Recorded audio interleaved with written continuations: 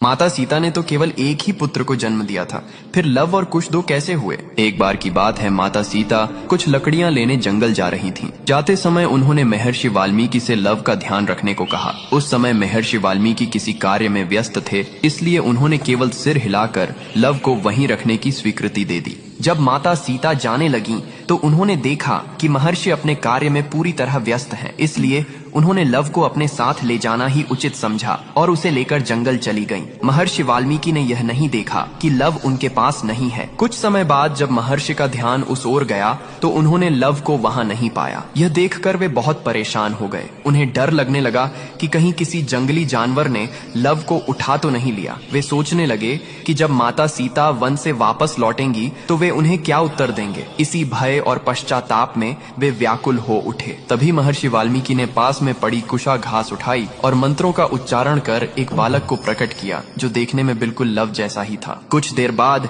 जब माता सीता वन से लौट कर आईं, तो महर्षि ने देखा कि उनके हाथ में लव पहले से ही मौजूद है। यह देखकर वे आश्चर्यचकित रह गए, लेकिन माता सीता उस दूसरे बालक को देखकर अत्यंत प्रसन्न हुई, क्योंकि वह बालक कुशा से उत्पन्न हुआ था, इसलिए उसका नाम कुश रखा गया।